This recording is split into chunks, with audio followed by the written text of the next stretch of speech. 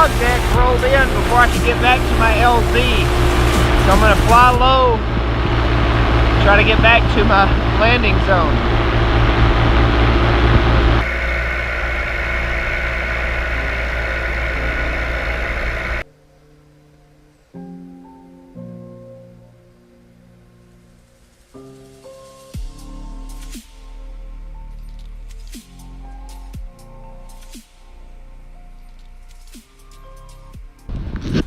Got super foggy, so I had to go ahead and land. As you can see, it's came back to my landing zone, but I took off from here earlier and I could see all the way out to the road, which is almost a quarter of a mile away, if not further. Now I can barely, when I stand up, now I can barely see the edge of the water there, which is about 50 yards away.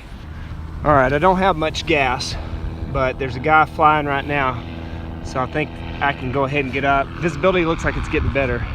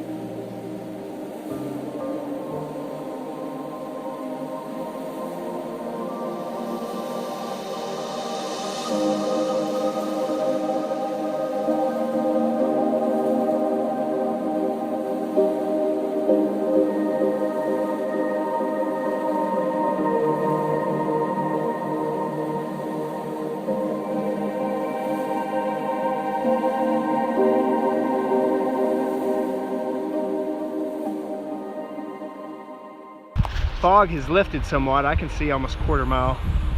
You can see those outer dunes. Outer dunes are a little hard to see. There's the yucca. So just gotta watch out for rattlesnakes through here. It can be bad. Let's see if I can't find a good smaller spindle. Still not great. But yeah, sun. You can see the sun a lot better now. Through. Start to see people on the beach.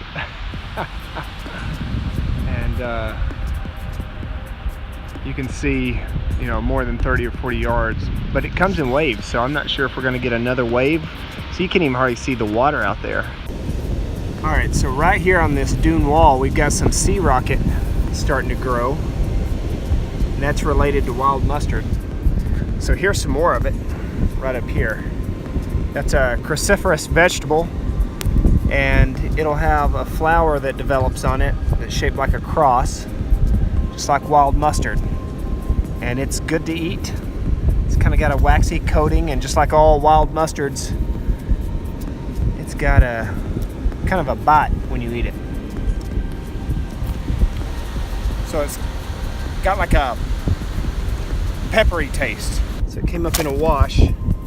So we got a bunch of bamboo there. We could use that as a bamboo fire saw. I may try that out. But the problem is, if it's been in the water too long, it's gonna be really hard to make. But I can definitely use it to make a fire. So I'm gonna make a fire and then boil my water. Here's a lotus seed pod, or the flower, no seed pods left. Those are actually edible and must have washed up. So probably something that washed down the Nueces River, especially along with this bamboo. That's neat. That's edible as well. Wow, a lot of stuff. I mean, now I'm not gonna eat that dried piece. I'm saying when you catch it fresh, you can eat it. Oh, hang on, I got me a little meat source right over here. Where you going, buddy? Oh, I hate to do that, but looks like I'm gonna end up cooking a crab. I crushed him, but these ghost crabs, I'm gonna eat him anyway. So I'm gonna have to hide him until I've got the fire ready, so that if I don't, seagulls will come in and eat him up. So I'm gonna hide him under the bamboo. Dead pelican. That's what it looks like. Looks like somebody, oh, you know what? It was nested on the ground. I wonder if it was a baby pelican, because it looks like all this stuff has been burned off when they did the burn. Sure enough. If not, it died and then got burned, or it was on the ground and for some reason couldn't fly. I bet it was a baby. Looks pretty big though. This is all the stuff. I showed you the bamboo earlier, the larger pieces of bamboo, some water bottles. We've got coconuts over here. I've torn up that coconut husk. It seemed to be the driest one. It's actually damp on the inside, but drier on the outside. So maybe it's been sitting on the beach for a while. I've got a couple more coconuts that I've just found around.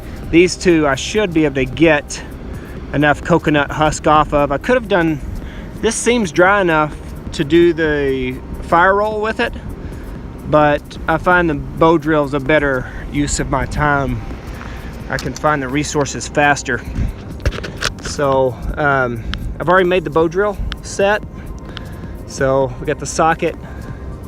We've got the bow cordage I had on my knife, and I've got my two knives with me.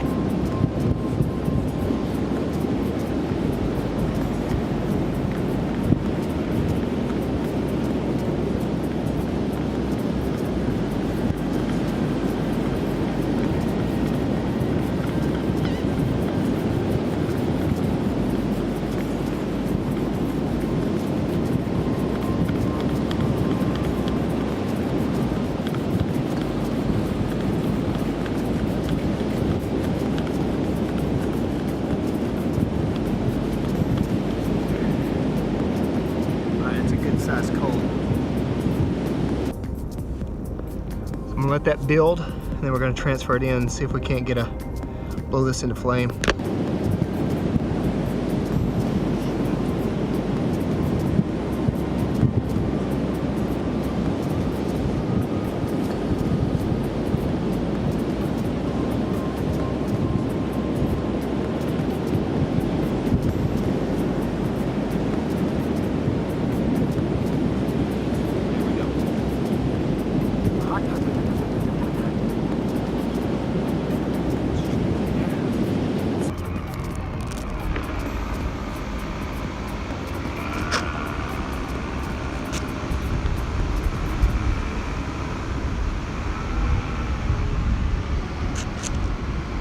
Probably coming to see what's going on down here. See if I'm hurt or something. All right, I'm gonna lay the crab there. So how this works is I'm gonna stretch that tube out. That's gonna distill the water. This is gonna contain most of the steam. We're gonna throw those crab parts down in there. Let me tear off his legs. We're gonna fill it about a third of the way, maybe half. Don't wanna go too much over that. And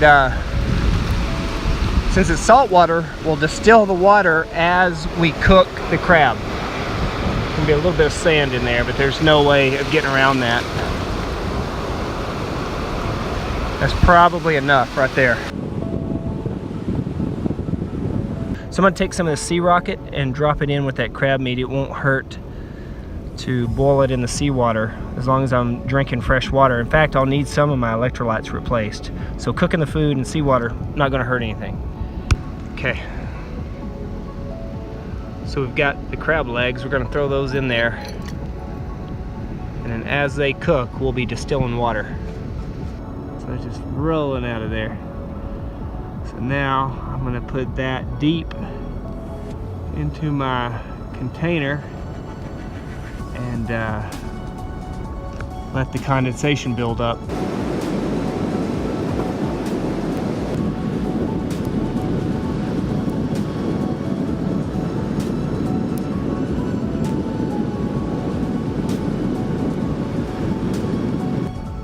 And after it finishes distilling, we have enough to drink, then I'm gonna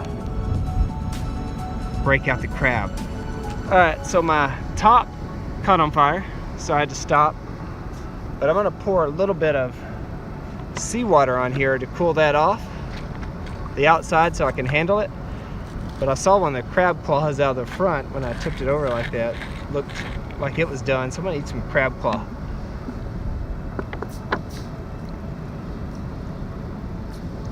Let's cool all that off. All right.